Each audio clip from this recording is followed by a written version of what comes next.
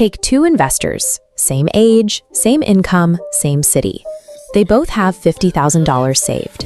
One takes that cash and buys a rental property. The other drops it all into index funds. 20 years later, the real estate investor's net worth is between $400,000 and $500,000. The stock investor?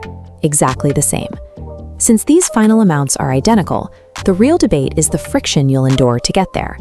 Committing to a 20-year financial strategy based on social proof or internet hype often fails because it ignores the daily trade-offs between your lifestyle and how you value your time. Let's look at how the real estate investor builds wealth. They take that initial $50,000 and use it as a 20% down payment to buy a $250,000 house. They are using the bank's money to control a much larger asset. That is leverage. Then comes the napkin math. You secure a tenant paying $1,800 a month. Your mortgage is $1,330. That leaves $470 of profit every single month. On paper, it looks like an immediate win. This chart shows your gross annual rent in that large block on the left, but look at what happens when the real costs are subtracted. First, you subtract the fixed holding costs. Property taxes take about $3,000 a year, and insurance skims off another $1,500. Then comes maintenance. You need to reserve 1 to 2% of the property's value every year. Some years it is a minor $200 faucet repair. Other years the HVAC system dies in August, costing you $7,000. And you have to account for vacancy. Statistically, a rental house will sit empty about 1 month per year. That is a full mortgage payment you owe the bank, with zero rental income to cover it. By the time you pay for taxes, insurance, repairs, and empty rooms, your true net cash flow is a small fraction of that original rent check. A rental property operates more like a high overhead business than a passive income stream.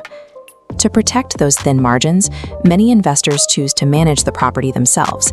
They skip the standard 8 to 10% property management fee to keep more cash in their pocket. But doing it yourself means giving up your weekends to show the unit. It means screening background checks and stepping out of your actual day job to coordinate a plumber on a Tuesday afternoon. Then there is the risk of a bad tenant. If someone stops paying and forces an eviction, the resulting legal fees and 3 to 6 months of lost rent can erase an entire year's profit. Real estate does offer specific legal tax shelters to offset some of this burden. Through depreciation, you can deduct the theoretical decline of the building's value from your taxable income, even while the property's market value increases.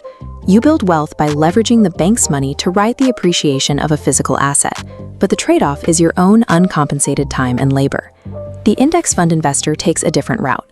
They drop their lump sum into the market, set up an automatic monthly transfer, and then do nothing. This line graph maps out compound growth over time. Notice the early years.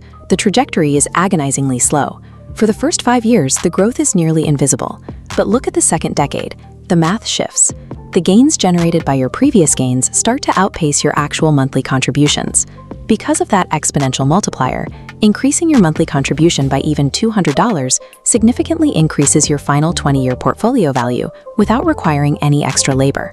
The trade-off is the lack of immediate rewards. You get no physical asset to point out from your car window, and there is no monthly cash flow you can spend today. You build wealth with 0 hours of labor and 0 debt, but you pay for it by practicing patience and accepting a delay of gratification. There is another cost to the stock market, the emotional strain of surviving brutal, unpredictable volatility without hitting the panic button. This chart shows the stock market during the 2008 financial crisis. Over a sustained period, the market dropped roughly 37%. And this graph shows March 2020. Over a third of a portfolio's value vanished in a matter of weeks. When people watch their life savings drop on a screen, they often react. Data shows retail investors frequently sell at the bottom, locking in their losses right before the recovery starts.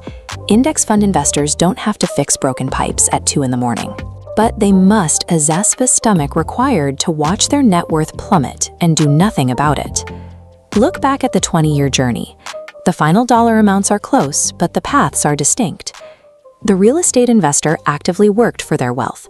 The stock market investor waited for theirs. This flowchart compares options based on your most abundant resource, time or capital. With extra time and labor tolerance, real estate maximizes leverage and provides tax deductions.